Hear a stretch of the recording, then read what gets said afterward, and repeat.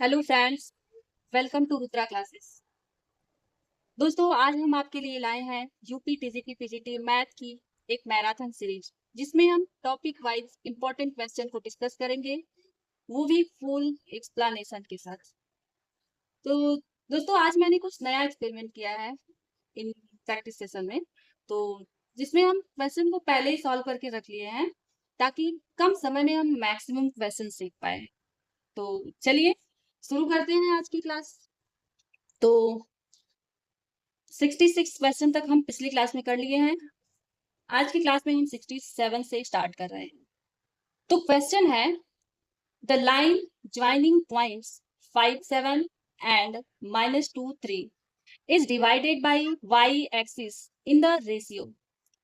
तो इसमें दिया है कि कोई लाइन है, इस पॉइंट पर y एक्सिस पर वो मतलब कट कर रहा है, तो रेशियो पूछा है, उसका रेशियो क्या होगा। तो देखते हैं कि ट्रिक होता है कि अगर लाइन y एक्सिस पर कट कर रहा है, तो यहाँ सीधी सी बात है, y का वैल्यू नहीं लेना है, तो y एक्सिस के लिए ट्रिक हो जाएगा -x1/x2। जैसा कि क्वेश्चन में y एक्सिस ही पूछा गया है, मतलब दिया है इसमें, तो इसका हो जाएगा -x1/x2। अगर यहाँ x एक्सिस दिया होता, तो यहाँ हम -y1/y2 कर देते। ये ट्रिक जो है यहाँ जो यूज करेंगे रेशियो निकालने के लिए। तो चलिए हम यहाँ ये रेशियो के लिए ये ट्रिक लगा देते हैं। y एक्सिस के लिए पूछा है, तो हम -x1/x2 यहाँ लगा रहे हैं। तो चलिए हो जाएगा रेशियो इक्वल टू, यहाँ x1 और x2 का वैल्यू दिया गया है, ये x1 का वैल्यू है, ये y1 का, और ये x2 का वैल्यू है, ये y2 का वैल्यू है। तो यहाँ x1 और x2 का वैल्यू चाहिए, तो x1 की जगह हम 5 रखेंगे, और x2 की जगह ये x2 का वैल्यू है -2 रखेंगे। और माइनस में है ये ट्रिक, -x1/x2, तो माइनस बाहर करेंगे, और ये 5/-2, अब ये माइनस और माइनस प्लस हो जाएगा, तो रेशियो हमारा बन जाएगा 5:2। ये आंसर हो जाएगा। क्या आंसर होगा? 5:2, ये हमारा आंसर आ जाएगा। अगर y एक्सिस पे कट कर रहा है वो पॉइंट कोई भी लाइन का, तो -x1/x2 ट्रिक होगा, और अगर x एक्सिस पर कट कर रहा है तो -y1/y2 रख देते हैं यहाँ। तो चलिए नेक्स्ट क्वेश्चन देखते हैं।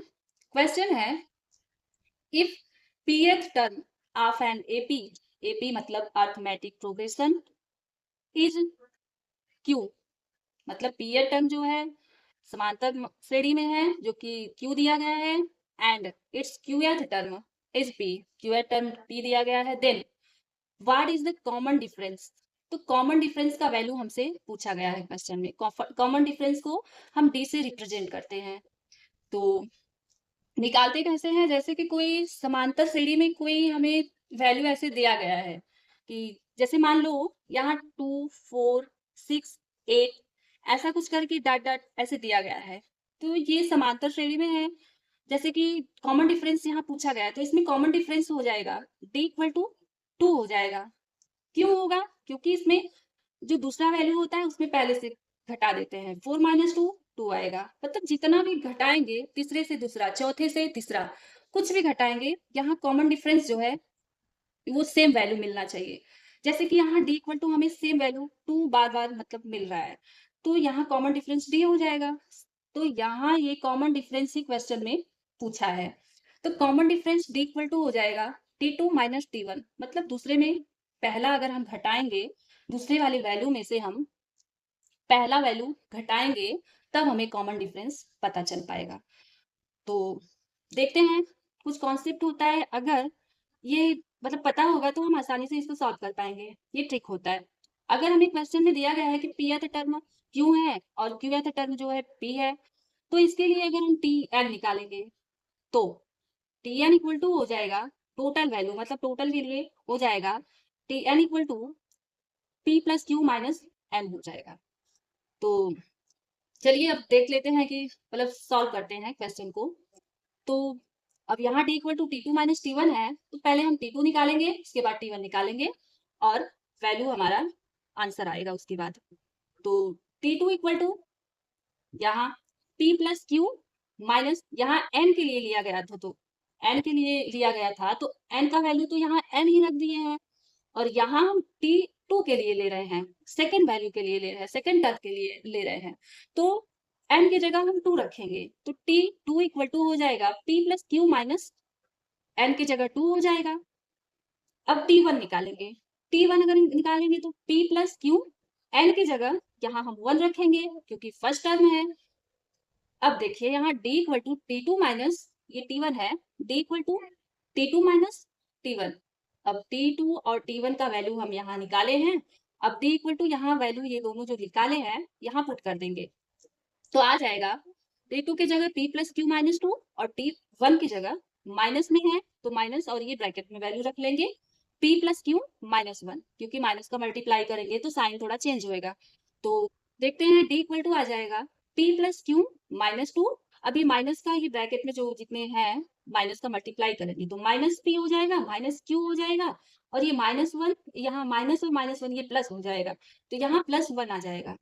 तो अब देखिए यहाँ p से कैंसिल आउट, मतलब p से कैंसिल हो जाएगा, q से कैंसिल हो जाएगा, बचेगा हमारे पास d इक्वल टू -2 में +1 अगर घटाएंगे तो आ जाएगा -1, तो कॉमन डिफरेंस हमारा -1 आ गया है, तो आंसर हो जाएगा -1, ऑप्शन नंबर बी हमारा आंसर हो जाएगा, d इक्वल टू -1। देखिए दोस्तों यहाँ करना क्या है कि आपको p टर्म दिया रहेगा q, और अगर q टर्म p दिया है तो इसके लिए हम tn निकालेंगे, n की जगह कुछ भी हो सकता है, कुछ भी निकालेंगे, अगर यहाँ 4th और 3 करके निकालेंगे या फिर 2 और दूसरे में पहला घटा रहे हैं तो कॉमन डिफरेंस तो निकलेगा ही, कॉमन डिफरेंस तो अगर एक का पता चल गया तो चाहे जितना भी रहेगा सेम वैल्यू देगा। तो यहाँ t2 माइनस t1 निकालना है तो फिर ये हम निकाल लिए हैं, उसके बाद t का वैल्यू मतलब कॉमन डिफरेंस हमारा आंसर -1 आ गया। तो चलिए नेक्स्ट क्वेश्चन देखते हैं। तो क्वेश्चन हमें दिया गया है कि दो वितरणों का गुणांक जो है 40 एंड 50 है। दोस्तों ये पिछले क्लास का क्वेश्चन है, थोड़ा सा उसमें हम मिस्टेक कर दिए थे जो कि आज यहाँ हम सॉल्व कर ले रहे हैं। तो चलिए देखते हैं, दो वितरणों का गुणांक मतलब coefficients of variation are two distributions are 40 and 50 and their standard deviation are 20 and 12 respectively. Difference of their mean is, तो माध्य का अंतर इसमें निकालना है। वितरणों का गुणांक जो है हमें 40 और 50 दिया गया है, मानक विचलन स्टैंडर्ड डेविएशन जो है 20 और 12 दिया गया है, और माध्य का अंतर हमसे पूछ रहा है। तो सॉल्व करेंगे, चलिए इसको सॉल्व कर लेते हैं। तो फॉर फर्स्ट डिस्ट्रीब्यूशन हो जाएगा कोएफिशिएंट्स ऑफ वेरिएशन, ये ट्रिक होता है कि वितरणों का गुणांक इक्वल टू होता है मानक विचलन अपान में मीन मतलब माध्य मल्टीप्लाई बाय 100, तो हो जाएगा coefficients of variation, coefficient of variation equal to हो जाएगा equal to standard deviation, standard deviation upon में मीन मतलब माध्य मल्टीप्लाई बाई 100। देखिए ये हमारा ट्रिक होता है। तो हमें वैल्यू यहाँ दिया गया है क्वेश्चन में वितरणों का गुणांक जो है 40 और 50 के दिया 50 दिया गया है, तो फॉर फर्स्ट डिस्ट्रीब्यूशन पहले के लिए अगर हम लगाएंगे तो ये पहला वैल्यू लेंगे, वैल्यू पहला दिया है यहाँ 40 रखेंगे, तो 40 इक्वल टू आ जाएगा, स्टैंडर्ड डेविएशन भी दिया गया है तो पहले के लिए रख रहे हैं तो यहाँ 20 होगा, तो 40 इक्वल टू यहाँ स्टैंडर्ड डेविएशन 20 और मीन माध्य हमें निकालना है, तो मीन का डिफरेंस ही हमें यहाँ निकालना है, तो यहाँ मीन जो है ऐसे ही लिख लेंगे मल्टीप्लाई बाई 100। देखिए यहाँ ये 100 जो है हम वहां भूल गए थे, तो मतलब ये 100 का भी यहाँ यूज करना है जो कि वहां हम नहीं लिए थे 100, तो आंसर कुछ और आया था। तो चलिए मीन निकाल लेते हैं, तो 40 इंटू मीन इक्वल टू हो जाएगा 20 मल्टीप्लाई बाई 100, तो इसको कट करेंगे, ये 10 से कट कर रहे हैं, आ जाएगा यहाँ 4 आया यहाँ 10 आया, अब इसको 4 से ये 20 कट कर देंगे, आ जाएगा मीन इक्वल टू हमारा निकल जाएगा 10 में 5 का मल्टीप्लाई करेंगे आ जाएगा 15। तो पहले वितरण के लिए मीन जो है 15 निकला। अब दूसरे के लिए for second for second distribution, for second distribution के लिए निकालेंगे, मतलब दूसरे वितरण के लिए हमारा निकलेगा मीन। तो डायरेक्ट हम वैल्यू पुट कर रहे हैं, तो दूसरे के लिए हमें 50 दिया गया है वितरण का गुणांक, और स्टैंडर्ड डिविएशन जो है 12 दिया गया है। तो यहाँ हम पुट कर दे रहे हैं, आ जाएगा 50 इक्वल टू स्टैंडर्ड डेविएशन 12, ये 12 दिया गया है, अपान मीन मल्टीप्लाई बाई 100। तो 50 इंटू मीन हो जाएगा, ये मल्टीप्लाई करके इधर लेके आएंगे तो इक्वल टू हो जाएगा 12 इंटू 100। तो ये कट करेंगे 10 से, आ जाएगा यहाँ 5, ये यहाँ 10। अब ये 5 से कटा, ये आ गया 2। अब मीन हमारा निकल गया है दूसरे वितरण के लिए, 12 में 2 का मल्टीप्लाई करेंगे, आ जाएगा 24। तो ये first mean for first distribution के लिए, सेकंड डिस्ट्रीब्यूशन के लिए मीन, पहले के लिए 50 निकला है 50 और दूसरे के लिए 24। तो डिफरेंस आप ईयर मीन निकालना है, तो निकल जाएगा डिफरेंस ऑफ मीन निकला 50 माइनस, घटाएंगे पहले में ये 50 माइनस 24 आ जाएगा यहाँ 26। ये हमारा आंसर हो जाएगा। 50 में 24 मतलब घटाएंगे तो आ जाएगा 26, ये हमारा आंसर होगा। तो चलिए आंसर ऑप्शन नंबर ए 26 हमारा आंसर होगा। तो चलिए नेक्स्ट क्वेश्चन देते हैं, क्योंकि ये पहले हम सॉल्व कर चुके हैं, वहां हम ये 100 मिस्टेक मतलब लिए ही रहे थे, तो इसके लिए वहां आंसर कुछ और आ गया था, तो ये आप मतलब करेक्ट कर लीजिएगा। तो चलिए 70 नंबर क्वेश्चन देखते हैं। तो क्वेश्चन है, सीधी रेखा स्ट्रेट लाइन जो है x minus y under root 3 equal to 5 and under root 3x plus y equal to 7 के बीच का कोण, मतलब बीच का एंगल हमसे पूछा है। तो कोई स्ट्रेट लाइन है, ये हमें दे दिया है 2 लाइन, और उसके बीच का कोण हमसे पूछा है। तो सबसे पहले हम क्या करेंगे, इसको हम स्लोप फॉर्म में बना लेंगे, स्लोप फॉर्म में निकालेंगे, मतलब बनाने के बाद स्लोप फॉर्म में y equal to m x plus c के फॉर्म में, मतलब हम अगर बनाएंगे तो m का वैल्यू निकलेगा m1 और m2 का, जो कि थीटा, इसको मान सकते हैं ये थीटा का वैल्यू होता है, थीटा 1 और थीटा 2 निकाल के हम घटा देंगे, बीच का कोण हमारा मतलब मिल जाएगा। तो चलिए यहाँ पहला इक्वेशन है x minus y root 3 equal to 5। अब यहाँ हमें y का वैल्यू y इक्वल टू निकालना है, मतलब m निकालना है, तो इसको इसी फॉर्म में हम बना लेंगे। तो y, ये minus y under root 3 equal to हो जाएगा 5, ये x को इस साइड लाएंगे, माइनस x हो जाएगा। तो y अंडर रूट 3 माइनस हम कॉमन ले लिए हैं, माइनस कॉमन लिए तो आ जाएगा x, ये माइनस में हो जाएगी, माइनस प्लस हो जाएगा और यहाँ माइनस हो जाएगा, तो ये x माइनस 5 आ जाएगा। अब देखिए ये फॉर्म बन गया mx प्लस c के फॉर्म में, y इक्वल टू ये अंडर रूट 3 हम नीचे लेके आ गए, यहाँ मल्टीप्लाई है तो यहाँ इस साइड दूसरे साइड आएगा, मतलब तो अंडर रूट 3 नीचे आ जाएगा। तो x अपान अंडर रूट 3 माइनस 5 अपान अंडर रूट 3। तो देखिए ये बन गया स्लोप फॉर्म में, y equal to m x plus c के फॉर्म में बना कि नहीं, देखिए यहाँ ये 1 अपान अंडर रूट 3 ये है यहाँ m की जगह, और x जो है देखिए m x प्लस सी, ये माइनस सी की जगह माइनस 5 अपान रूट 3 हो जाएगा। तो थीटा 1 इक्वल टू, तो m को हम थीटा भी ले सकते हैं, तो थीटा 1 इक्वल टू आ जाएगा ये 1 अपान, देखिए pi by 6 1 upon under root 3, तो 1 अपान अंडर रूट 3 m का वैल्यू है। तो इसमें हम स्ट्रेट लाइन में मतलब tan थीटा ही लेते हैं, तो tan थीटा में 1 अपान 3 किसका वैल्यू होता है, tan 30 का वैल्यू 1 अपान 3 होता है। तो 1 अपान 3 को हम पाई बाई 6 लिख सकते हैं, या फिर 30 डिग्री लिख सकते हैं। तो pi by 6 1 upon under root 3 को tan 30 डिग्री 1 अपान रूट 3 होता है, तो इसको हम पाई बाई 6 लिख सकते हैं। मतलब कि यहाँ थीटा 1 इक्वल टू 30 डिग्री हमें मिला। अब थीटा 2 इक्वल टू हम निकालेंगे सेकंड इक्वेशन से। सेकंड इक्वेशन हमारा दिया गया है, सेकंड इक्वेशन है under root 3x plus y equal to 7। तो यहाँ से हम y का वैल्यू निकालेंगे पहले, और ये mx प्लस सी के फॉर्म में बनाएंगे। तो y इक्वल टू ये माइनस अंडर रूट 3x, मतलब यहाँ प्लस में है तो दूसरे साइड जाएगा, माइनस में हो जाएगा, माइनस अंडर रूट 3x, ये प्लस में है प्लस 7। तो थीटा 2 इक्वल टू, देखिए ये m का वैल्यू है, ये x है, और ये प्लस c है, तो थीटा 2 इक्वल टू तो यहाँ पहले देखेंगे tan थीटा में माइनस अंडर रूट 3 किसका वैल्यू होता है, tan 120 डिग्री। tan थीटा में 120 डिग्री का वैल्यू जो है माइनस अंडर रूट 3 होता है। तो 120 को हम लिख सकते हैं 2 पाई बाई 3, क्योंकि पाई का वैल्यू जो होता है 180 होता है। तो 2 इंटू 180 अपान 3 करेंगे तो 120 ही आएगा। अब थीटा टू इक्वल टू आ गया 120। तो अब बीच का हमें एंगल निकालना है। तो बीच का एंगल निकालने के लिए हो जाएगा theta two minus theta one equal to हो जाएगा 120 डिग्री माइनस 90 डिग्री।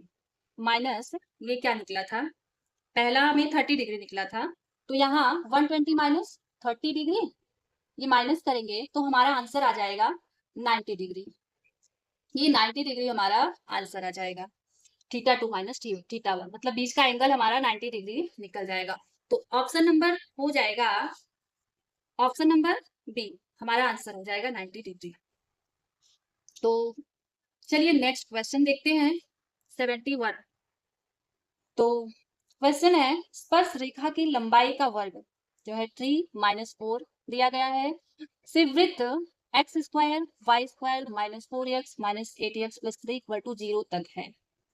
तो यहाँ हमें इक्वेशन ऑफ सर्कल ये उसी फॉर्म में हमें ये इक्वेशन दिया गया है।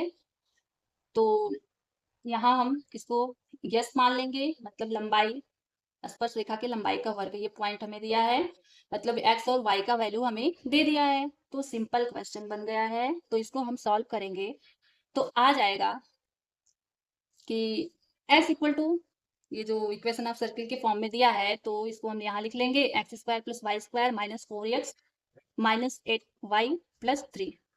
तो ये माइनस 8y है प्लस 3 इक्वल टू 0। तो देखिए अब यहाँ ये पॉइंट हमें जो दिया गया है ये x का वैल्यू है और ये y का वैल्यू है, तो पुट कर लेंगे। तो s 3 माइनस 4 पे निकालेंगे वैल्यू, x की जगह 3 रखेंगे, स्क्वायर में है तो स्क्वायर कर देंगे, y की जगह माइनस 4 रखेंगे, ये माइनस 4 है स्क्वायर करेंगे, माइनस 4 इंटू एक्स की जगह 3 माइनस 8 y की जगह माइनस 4 प्लस 3 इक्वल टू 0। अब इसको हम सिंप्लीफाई कर देंगे, आ जाएगा ये 3 स्क्वायर 9 बनेगा, 4 स्क्वायर ये माइनस 4 है तो स्क्वायर 2 बार मतलब इवन नंबर में है तो यहाँ प्लस हो जाएगा, यहाँ 16 हो जाएगा, और ये 3 में 4 में 3 का मल्टीप्लाई करेंगे माइनस 12 आएगा, और ये माइनस माइनस प्लस हो जाएगा, यहाँ आ जाएगा 8 में 4 का करेंगे 32 आएगा प्लस 3 इक्वल टू 0। अब यहाँ ये ऐड कर लेंगे 9 और 16 12 माइनस 12, और ये यहाँ ये पूरा मतलब सिंप्लीफाई करने के बाद हमारा आंसर बन जाएगा ये 62 माइनस 12, सिंप्लीफाई करने के बाद आंसर हमारा आएगा 15। तो ये ऑप्शन नंबर हो जाएगा बी। ये क्वेश्चन काफी इजी था, इसमें हमें सर्कल के फॉर्म में ये क्वेश्चन दिया गया है और ये एक्स वाई का वैल्यू हमें दे दिया है ये पॉइंट, तो एक्स वाई का वैल्यू रख के हम ये आंसर निकाल लेंगे, बस थोड़ा सा सिंप्लीफाई करना होगा तो, और उसके बाद आंसर हमारा आ जाएगा। तो चलिए नेक्स्ट क्वेश्चन देखते हैं। तो 72 नंबर क्वेश्चन है, यदि दो वृत्तों को 2x square plus 2y square minus 3x plus 6y plus के इक्वल टू 0 और x square plus y square minus 4x plus 10y plus 16 equal to 0 को लंबवत रूप से, लंबवत मतलब 90 डिग्री पर काटा जाता है, तो k का मान बताइए। तो यहाँ दो इक्वेशन हमें सर्कल का दिया गया है और 90 डिग्री पे उसको कट कर रहा है वो लाइन, वो वृत्त में जैसे वो लाइन कट कर रहा है 90 डिग्री पे मतलब काटा जाता है, तो यहाँ k का वैल्यू हमसे पूछा गया है। चलिए पहले कॉन्सेप्ट देख लेते हैं फिर सॉल्व करते हैं। तो होता है यहाँ if circles x square plus y square plus T 2g1x, अगर मतलब सर्कल का दो इक्वेशन आपको ऐसा दिया गया है कि x square plus y square plus 2g1x plus 2f1y plus c1 equal to 0 आपको अगर दिया गया है, एंड सेकंड इक्वेशन दिया गया है x square plus y square plus 2g2x plus 2f2y plus c2, तो इंटरसेक्ट 90 डिग्री मतलब 90 डिग्री पे मतलब ये लंबवत रूप से काटा जाता है, इंटरसेक्ट 90 डिग्री, देन तो हो जाएगा ऐसा फॉर्म आपको इक्वेशन में, मतलब ऐसा फॉर्मेट इक्वेशन में बनता दिख रहा है, तो आपको ये ट्रिक लगाना होगा। क्या है trick, 2G1G2 plus 2F1 into F2 equal to हो जाएगा C1 प्लस C2। ये हम यहाँ यूज करेंगे और सॉल्व करेंगे। तो चलिए सॉल्व करते हैं। तो फर्स्ट इक्वेशन हमें दिया गया है 2x² plus 2y² minus 3x plus 6y plus k equal to 0। तो यहाँ सबसे पहले हम ये सर्कल का इक्वेशन मतलब इसी से हमें कंपैरिजन करना है, मतलब कंपेयर इससे हमें ये इक्वेशन और ये इक्वेशन पहले से पहले का कंपेयर करेंगे और दूसरे से दूसरे का। तो पहले से कंपेयर करने के लिए इसको x² प्लस y² इस फॉर्म में बनाना होगा, जबकि यहाँ 2 और 2 दे दिया है। तो यहाँ से हम 2 कॉमन ले लेंगे। 2 कॉमन लेने के बाद यहाँ आएगा x² प्लस y² माइनस ये 2 इसके नीचे आ जाएगा, यहाँ मल्टीप्लाई मतलब यहाँ कॉमन लिया है तो 3/2x हो जाएगा प्लस 6/2 तो 3y आ जाएगा प्लस k/2 इक्वल टू 0। ये 2 यहाँ जाके 0 बन जाएगा। हमारा इक्वेशन ये बन गया कि x² plus y² minus 3/2x plus 3y plus k/2 equal to 0। ये हमारा फर्स्ट इक्वेशन है। तो इससे हम इस इक्वेशन से और इस इक्वेशन से हम कंपेयर करेंगे। कंपेयर करने के बाद हम, क्योंकि हमें G1 G2 F1 F2, तो फर्स्ट से हम G1 और F1 का वैल्यू और C1 का वैल्यू फर्स्ट इक्वेशन से हम निकालेंगे। तो यहाँ हमें चाहिए G1 और F1 और C1 का वैल्यू। तो चलिए कंपेयर करके हम वैल्यू निकालते हैं।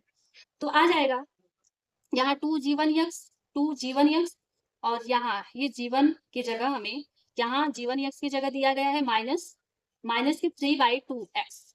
तो x तो कैंसिल हो जाएगा, G1 इक्वल टू आ जाएगा माइनस 3 बाई ये 2 साइड जाएगा तो मल्टीप्लाई होएगा, नीचे डिवाइड में आ जाएगा तो 2 आ जाएगा माइनस G/4। G1 का वैल्यू हमारा निकल गया। अब F1 का वैल्यू निकालने के लिए ये F का यहाँ y से कंपेयर करेंगे। तो चलिए यहाँ है 2F1y 2F1y इक्वल टू यहाँ प्लस 3y है तो यहाँ इक्वल टू 3y रख देंगे। अब y कट हो जाएगा, F1 इक्वल टू आ जाएगा 3/2। तो F1 का वैल्यू हमें मिल गया।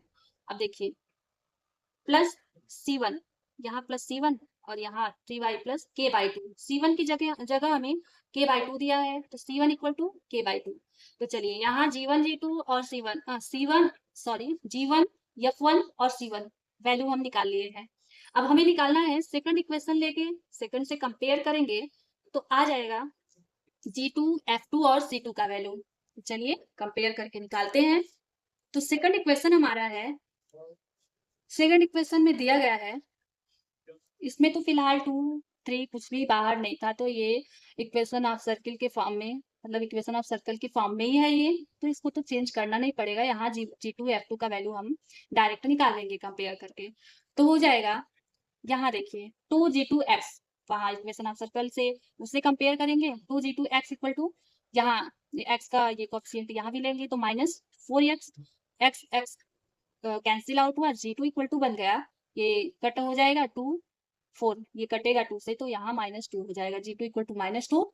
और F2 निकालेंगे तो 2F2y इक्वल टू यहाँ 10y, इससे कंपेयर करना है तो इक्वल टू 10y, y से कैंसिल हुआ, F2 इक्वल टू आ जाएगा, ये कट हो जाएगा 5 आ जाएगा, F2 इक्वल टू 5।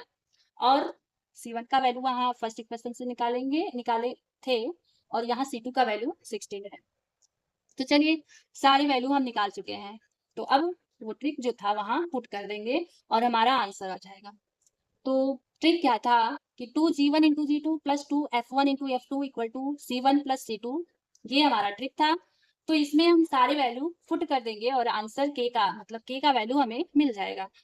तो चलिए रख देते हैं। 2 इंटू G1 का वैल्यू हम निकाले थे -3/4, G2 का वैल्यू ये -2 है, प्लस यहाँ प्लस है तो यहाँ प्लस रख देंगे, प्लस 2 इंटू F1 का वैल्यू हम पीछे निकाले थे 3/2 और F2 का वैल्यू ये 5 है, इक्वल टू C1 का वैल्यू k/2 पीछे हम निकाले हैं और C2 का वैल्यू 16।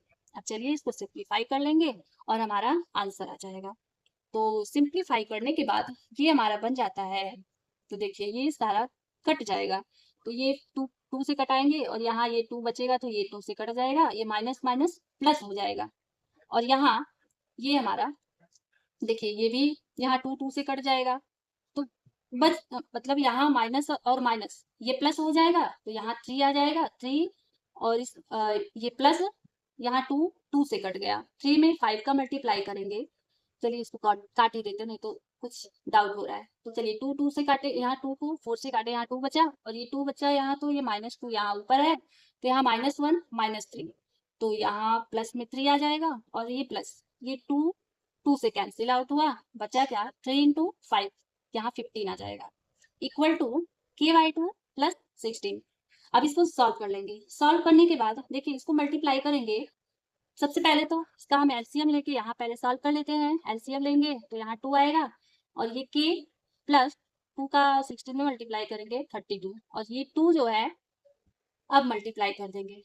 तो मल्टीप्लाई करने के बाद आ जाएगा 3 का 2 में मल्टीप्लाई करेंगे 6 आएगा और 15 का 2 में 30 आएगा। 6 प्लस 30 हुआ equal to k plus 32।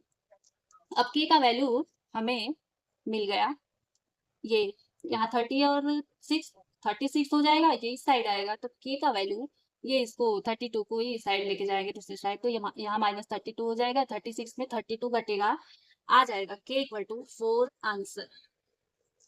k equal to 4 हमारा आंसर आ जाएगा। ये option number A option number A हमारा आंसर हो जाएगा। तो चलिए नेक्स्ट क्वेश्चन देखते हैं। तो क्वेश्चन है, यदि x plus y equal to k और दिया है कि Y square equal to 16x के लिए अभिलंब मतलब नॉर्मल है, अभिलंब को नॉर्मल बोलते हैं, तो k का मान ज्ञात करो। k का वैल्यू हमसे यहाँ भी पूछा है, तो चलिए निकालते हैं। तो y इक्वल टू, ये देखिए यहाँ ये स्लो फॉर्म में हम इसको बना लेंगे। स्लो फॉर्म में बनाएंगे तो आ जाएगा y इक्वल टू माइनस, ये साइड लेके आएंगे तो -x, ये प्लस k, तो mx प्लस c, ये उसी फॉर्म में बन गया। मतलब कि y इक्वल टू -1 1, m का वैल्यू 1 है into x plus k, c का वैल्यू k है। अब इसके बाद ये थोड़ा सा हम, ये कंडीशन होता है, मतलब कि ये तो हमें पुट करके लगाना है, ये कॉन्सेप्ट होता है। अगर हमें ऐसा कहीं मिल रहा है, मतलब नॉर्मेलिटी के लिए हमें अगर निकालना है, कंडीशन फॉर नॉर्मेलिटी के लिए होता है c equal to -2am minus am³, ये हमें मतलब ये कॉन्सेप्ट होता है। तो नॉर्मल के लिए स्लो फॉर्म में अगर हम बनाएंगे तो आ जाएगा y equal to mx minus 2am minus am³। तो यहाँ हमें नॉर्मेलिटी के लिए k का मान निकालना है, तो c इक्वल टू हम यही रख के निकाल लेंगे आंसर k का मान। तो सबसे पहले तो यहाँ से हम a का वैल्यू निकालेंगे, क्योंकि हमें a भी चाहिए, -2am माइनस am³ है, तो m का वैल्यू तो हमें, देखिए m का वैल्यू हमें -1 मिला है, जो कि यहाँ से हम निकाले हैं। m का वैल्यू -1 निकाले हैं। अब a का वैल्यू इससे निकालेंगे, तो y square equal to 16x दिया गया है, और ये हमें पता होता है कि y square equal to 4ax होता है। अब इससे कंपेयर हम कर लेंगे, तो y स्क्वायर से कैंसिल आउट होगा और x x से कटेगा, बचेगा क्या हमारे पास 4a इक्वल टू 16, तो a इक्वल टू हमें 4 मिल गया है, m इक्वल टू -1 मिला है और c इक्वल टू, यहाँ c इक्वल टू k है। तो चलिए सारे वैल्यू हम निकाल चुके हैं, अब हम वैल्यू पुट कर देंगे। कहाँ पुट करेंगे, c equal to -2am minus am³, तो k equal to c equal to, यहाँ हमें k है तो c इक्वल टू k रख देंगे, तो k इक्वल टू हो जाएगा -2, a का वैल्यू 4 निकाले हैं, -2 इंटू 4 इंटू m का वैल्यू -1, फिर माइनस है तो माइनस कर देंगे, a का वैल्यू 4 निकाले हैं और m का वैल्यू -1 निकाले हैं। तो चलिए इसको सिंप्लीफाई कर लेंगे और k का वैल्यू हमारा निकल जाएगा। तो देखते हैं, तो k इक्वल टू आ जाएगा, ये माइनस माइनस प्लस हो जाएगा, 4 में 2 का मल्टीप्लाई करेंगे 8, और ये प्लस माइनस माइनस ये भी प्लस, यहाँ माइनस होएगा, मतलब -1 का 3 बार मल्टीप्लाई करेंगे तो ऑड है, तो माइनस में ही आएगा, माइनस माइनस प्लस होएगा और यहाँ +4 आ जाएगा, तो k इक्वल टू 8 + 4 12 आ जाएगा, ये हमारा आंसर हो जाएगा। तो k equal to 12, option number C answer होगा। तो चलिए नेक्स्ट क्वेश्चन देखते हैं।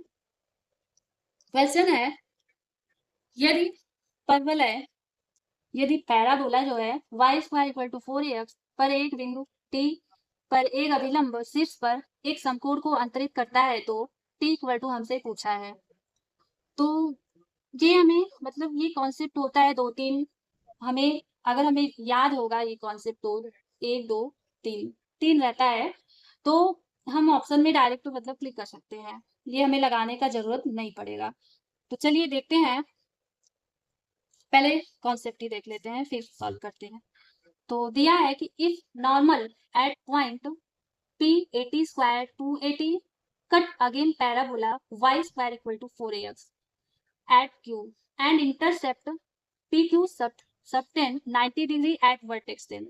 मतलब कि कोई भी अभिलंब जो है पॉइंट p पर कट कर रहा है पैराबोला को y² = 4ax पर, तो और देखो वर्टेक्स पर मतलब 90 डिग्री बना रहा हो, ऐसा अगर फॉर्मेट मतलब ऐसा बन रहा है क्वेश्चन में, ऐसा ही दिया है, तो हम ये ट्रिक लगा देंगे, डायरेक्ट आंसर आ जाएगा, t² = 2 हो जाएगा। तो जैसा कि क्वेश्चन में दिया गया है हमें y² = 4ax बिंदु एक अभिलंब शीर्ष पर एक समकोण को अंतरित करता है, सेम यही ऐसा ही यहाँ फॉर्मेट बन रहा है क्वेश्चन में, और t का वैल्यू हमसे पूछा है, तो यहाँ t² = 2 होता है जब, और यहाँ मतलब t का वैल्यू पूछा है तो t = हो जाएगा √2, ये हमारा आंसर हो जाएगा। देखिए जल्दी जल्दी में सब ये याद किए रहेंगे t² = 2 होता है, लेकिन ध्यान देना होगा यहाँ t² पूछ रहा है कि t पूछ रहा है, तो यहाँ पूछ रहा है t, तो यहाँ हम 2 नहीं रखेंगे, t = √2 हो जाएगा। तो ऑप्शन नंबर बी हो जाएगा आंसर हमारा। तो ये एक और देख लेते हैं, इसका आंसर तो √2 हो जाएगा। एक और कंडीशन बनता है, देखिए if normal of parabola y² = 4ax at point p 81 square 281 और q जो है 82 square 282 intersect again on parabola, then अब इसमें ये ट्रिक बनेगा t1 × t2 = 2 बनेगा। मतलब कि जब दो अभिलंब खींचे गए हैं और वे पैराबोला पर मिल रहे हैं, तो इसके लिए ये ट्रिक हो जाएगा, मतलब ऐसा अगर आपको एग्जांपल ये मतलब क्वेश्चन में दे रहा है तो डायरेक्ट आप लगा देंगे t1 × t2 = 2 आंसर हो जाएगा।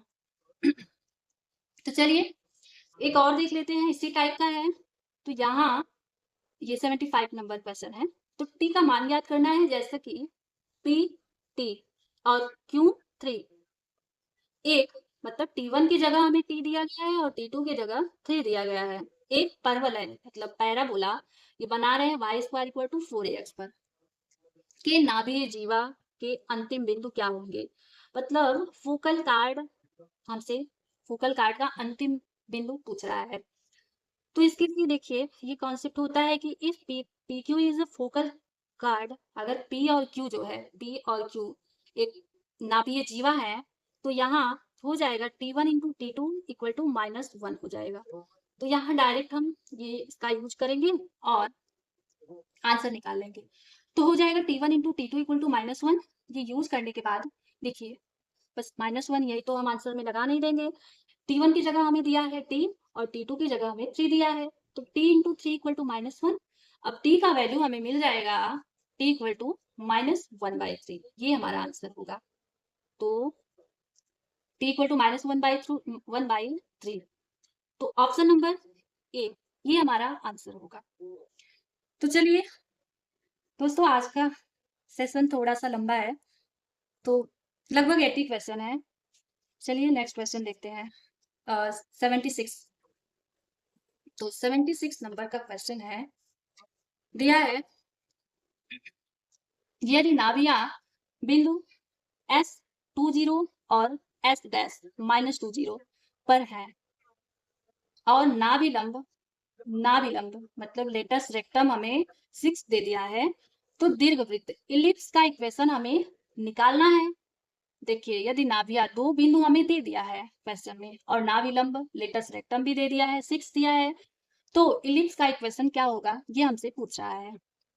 तो इसको सॉल्व करेंगे तो काफी बड़ा हो जाएगा, तो इसको हम ऑप्शन से ही सॉल्व कर लेंगे।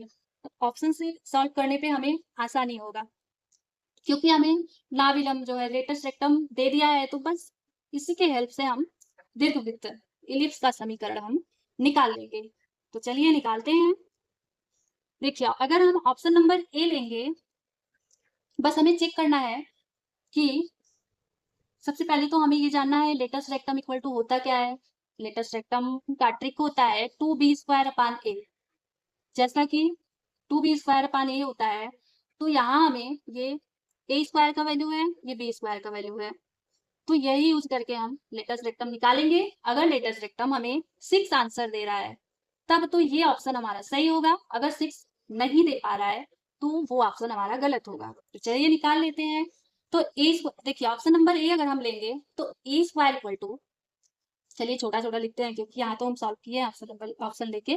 तो a² इक्वल टू यहाँ 3 है और b² इक्वल टू 5 है। ये ऑप्शन नंबर हमें ए से चेक कर रहे हैं। एग्जाम में तो हमें बस ऐसे बस देख के तुरंत ऐसे रखेंगे और सॉल्व करेंगे, ज्यादा कुछ नहीं करना पड़ेगा। तो यहाँ हम समझाने के लिए थोड़ा लिख दे रहे हैं। a² इक्वल टू 3 है, b² इक्वल टू 5 है, तो लेटेस्ट रेक्टम इक्वल टू होता है 2b² तो b² इक्वल टू 5 और a, यहाँ a है तो a का वैल्यू हो जाएगा √3। a इक्वल टू √3 होगा। अगर हम वैल्यू रखेंगे लेटेस्ट रेक्टम 2b² मतलब 2, देखिए 2 इंटू 5 अपान में √3, तो आ जाएगा 10/√3। ये तो हमें 6 नहीं दे पा रहा है लेटेस्ट रेक्टम, मतलब ऑप्शन नंबर ए गलत है।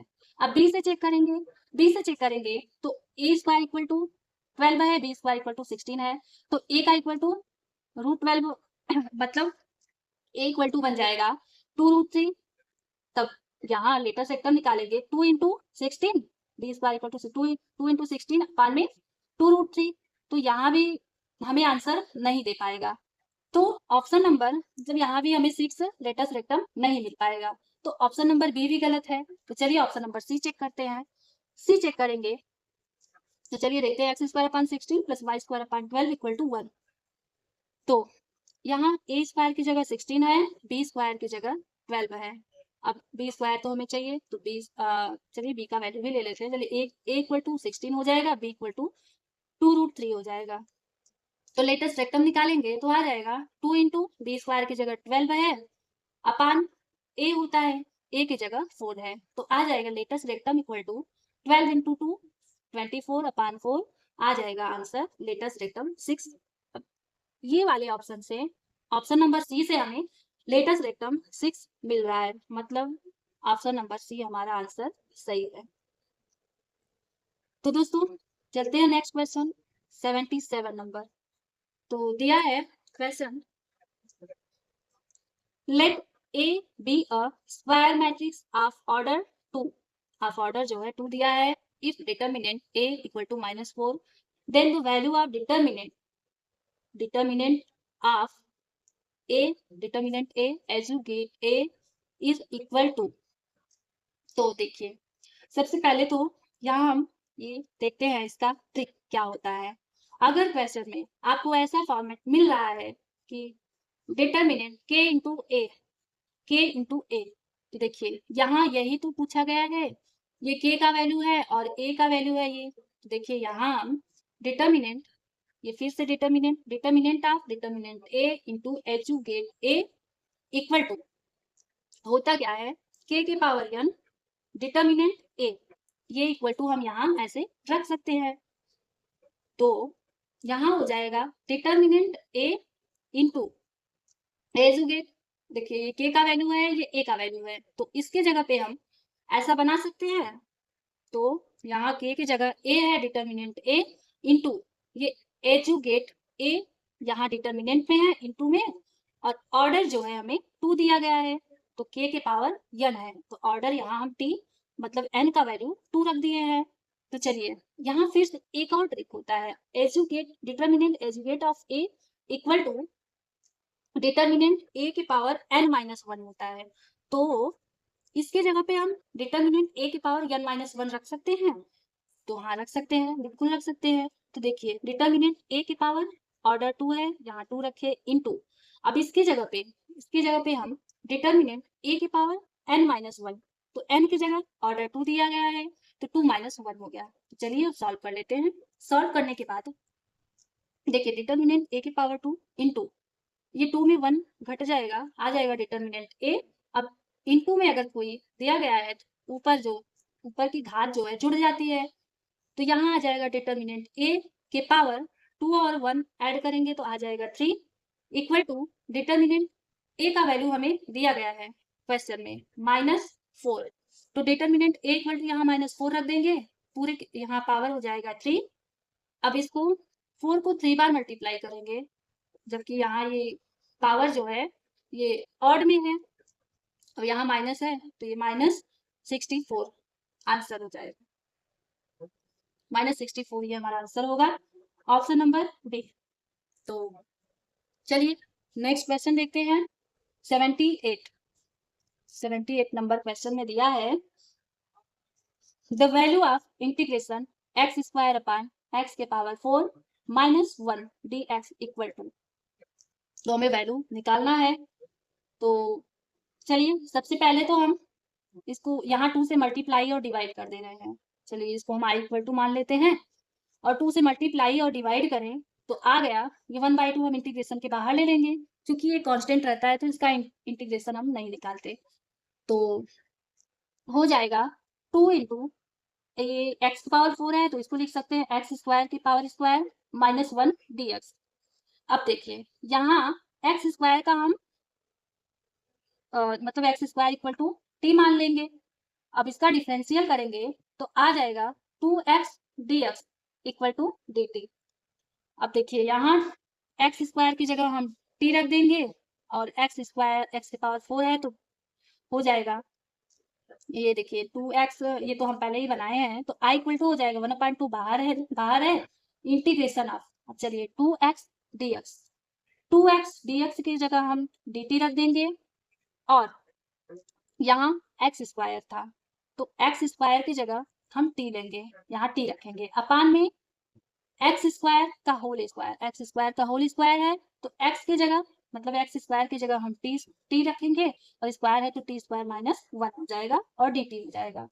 अब देखिए अगर इतना हमें अब मिल गया है, अब क्वेश्चन सॉल्व हो चुका है, क्योंकि इसके जगह पे अगर हमें ऐसा मिल रहा है, ऐसा फॉर्मेट मतलब सॉल्व करने पे इंड में या फिर कहीं भी ऐसा मिल रहा है तो हम इसके जगह पे इसका फार्मूला यहाँ ये बन जाएगा। अगर ऐसा मिल रहा है कि integration of 1/x square minus a square dx ऐसा दिख रहा है तो इसकी जगह पे हम 1/2a लॉग मॉड में x minus a upon x plus c लिख सकते हैं, मतलब इसका फार्मूला होता है। तो चलिए यहाँ हमें ऐसा ही कुछ दिख रहा है तो बना लेते हैं। तो 1/2 पहले ही है, इसको तो बाहर लेंगे और उसके बाद 1/2a ये पूरे के जगह पे, तब यहाँ ऐसे हम लिख सकते हैं, यहाँ यही फॉर्मेट बन रहा है तो यहाँ यही हम लिख देंगे 1/2 a की जगह 1 ले लेंगे तो लॉग मॉड में t -1, ये देखिए x माइनस a की जगह हम 1 लिए हैं तो और x की जगह हम हमारा यहाँ t हम माने हैं तो t -1 अपान में t +1 प्लस c। अब यहाँ आंसर आ चुका है, t की जगह ये जो x स्क्वायर लिए हैं तो यहाँ वैल्यू सारा हम पुट कर देंगे तो i इक्वल टू हमारा आंसर आ जाएगा 1/4 लॉग मॉड में t की जगह x स्क्वायर -1 अपान x स्क्वायर +1 प्लस c, ये हमारा आंसर हो जाएगा। तो चलिए 2 क्वेश्चन और बचा है तो इसके बाद क्लासिंग करेंगे। तो देखते हैं क्वेश्चन है if vector a and vector b are unit vectors and theta is the angle between them, theta जो है उनके बीच का कोण है, then magnitude of vector a minus vector b by 2 is, तो हमें इसका वैल्यू निकालना है। वेक्टर a और वेक्टर b यूनिट वेक्टर दिया है, मतलब वेक्टर a और वेक्टर b का मान हमें 1 दिया है, यूनिट वेक्टर मतलब उसका वैल्यू 1 होता है। तो देखिए दिया गया है क्वेश्चन में हमें बोल दिया है वेक्टर a और वेक्टर b यूनिट वेक्टर है तो हम इसका वैल्यू हम यहाँ 1 ले लेंगे। तो देख magnitude of vector unit vector a और magnitude of vector b equal to 1 हमें दिया गया है क्वेश्चन में। अब इसके बाद हमें पता होता है कि vector a dot vector b equal to होता है magnitude of vector a magnitude of vector b cos theta, ये हमें पता होता है। तो vector a dot vector b equal to अब magnitude of vector A, magnitude of vector B, ये यूनिट वेक्टर बोला है तो इसकी जगह पे हम 1 रख देंगे। यहाँ बचेगा cos थीटा, तो vector A dot vector B equal to cos theta आ जाएगा। तो यहाँ ये वैल्यू और ये वैल्यू हमें मिल चुका है। अब इसका हमें यूज करना होगा नीचे, तो चलिए देखते हैं। अब ये वैल्यू हमें निकालना है, तो यहाँ इसका हम स्क्वायर कर देंगे। तो magnitude of vector A minus vector B upon 2 का होल स्क्वायर है इक्वल टू हो जाएगा, इसका फार्मूला रख लेंगे, मतलब इसका फार्मूला बना लेंगे, आ जाएगा magnitude of vector A square plus magnitude of vector B square minus 2 vector A dot vector B upon 2 का स्क्वायर करेंगे 4 आएगा। अब देखिए अब यहाँ पे देखिए मैग्नीट्यूड ऑफ वेक्टर ए का वैल्यू 1 है, magnitude of vector A equal to 1 है और वेक्टर बी इक्वल टू भी 1 है, तो यहाँ 1 रखेंगे प्लस 1 माइनस टू ए, देखिए vector A dot vector B, vector A dot vector B की जगह cos थीटा हम रख सकते हैं, हाँ रख सकते हैं, तो -2 cos थीटा पान में 4 हो गया। अब देखिए यहाँ इक्वल टू आ जाएगा 2 माइनस 2 cos थीटा, क्या आया यहाँ 2 माइनस 2 cos थीटा। अब 2 कॉमन ले लेंगे, 2 कॉमन लेंगे तो यहाँ आ जाएगा 1 माइनस 2 cos थीटा अपान 4। अब ये 4 है तो 2 को 2 से कट करेंगे, यहाँ 2 बचेगा और ये 2 कैंसिल आउट हो जाएगा, तो आ जाएगा हमारा यहाँ मतलब बचेगा कि 1/2, ये 1/2 ये बाहर कर लेंगे और यहाँ 1 माइनस, चलिए इसको थोड़ा मतलब यहाँ फार्मूला लगाना पड़ेगा। देखिए यहाँ 1 माइनस 2 cos थीटा ये बचा है और 1/2 बाहर है, देखिए 1 माइनस अब 2 cos थीटा को हम लिख सकते हैं, इसका फार्मूला होता है 1 minus 2 sine square theta by 2 cos theta, 2 cos theta का एक फार्मूला और होता है 2 cos square theta by 2 minus 1। तो यहाँ हमें ये फार्मूला हम लगाएंगे क्योंकि 1 और 1 हमें कट करना है, तो साइन वाला हम यहाँ फार्मूला लेंगे, तो लगा देंगे 1 minus 2 sine square theta by 2, तो 1 और 1 कैंसिल हो जाएगा, हमारे पास बस बचेगा 2 साइन स्क्वायर थीटा बाई 2, ये हमारा यहाँ बच जाएगा। तो चलिए देखते हैं 1/2 मल्टीप्लाई बाई, देखिए यहाँ बचा है 2, ये 1 माइनस 2 cos थीटा की जगह रख देंगे 2 साइन स्क्वायर थीटा बाई 2, अब 2 और 2 कैंसिल हो गया, हमारे पास बचा 2 साइन स्क्वायर थीटा बाई 2। अब देखिए हमसे यहाँ स्क्वायर में तो वैल्यू पूछा नहीं है, तो स्क्वायर इसका स्क्वायर रूट ले लेंगे, अब इसका स्क्वायर रूट लेंगे तो ये स्क्वायर हट जाएगा, बचेगा हमारे पास देखिए magnitude of vector A minus magnitude of vector A minus vector B upon 2 equal to आ जाएगा साइन थीटा बाई 2, ये स्क्वायर हटाएंगे तो ये स्क्वायर कट हो जाएगा, मतलब इसका स्क्वायर रूट ले रहे हैं, हमारा आंसर आ जाएगा साइन थीटा बाई 2, ये हमारा आंसर लिखा है। तो option number sine theta by 2, option number A हमारा आंसर हो जाएगा। तो दोस्तों आज का लास्ट क्वेश्चन है, तो लास्ट क्वेश्चन हमारा ये है टाइम एंड वर्क का, ये भी पूछा गया है, हम पूरे पेपर का एनालिसिस करके ये हम क्वेश्चन बनाते हैं डेली, तो ऐसा भी क्वेश्चन टीजीटी एग्जाम में पूछा गया है, तो देखते हैं। क्वेश्चन है A and B can do a piece of work in 12 days, B and C in 15 days, C and A in 20 days. In how many days can A alone do it?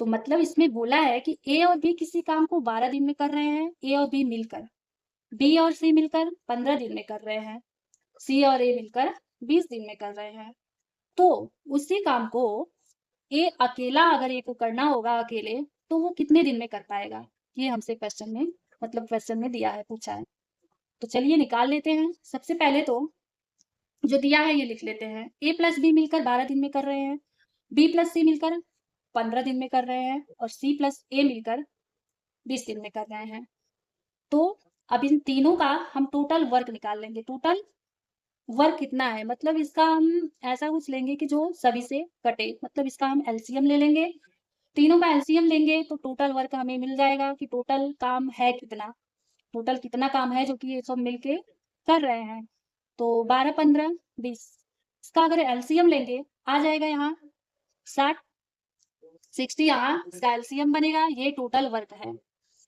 तो अब इन तीनों का work efficiency हम निकालेंगे, मतलब कि एक दिन में ये दोनों मिलकर काम कितना कर रहे हैं।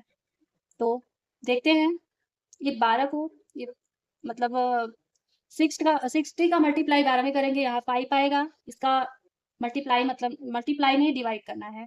और 60 में 15 का मल्टीप्लाई करेंगे 4 आएगा। 60 में 20 का मल्टीप्लाई करेंगे 3 आएगा।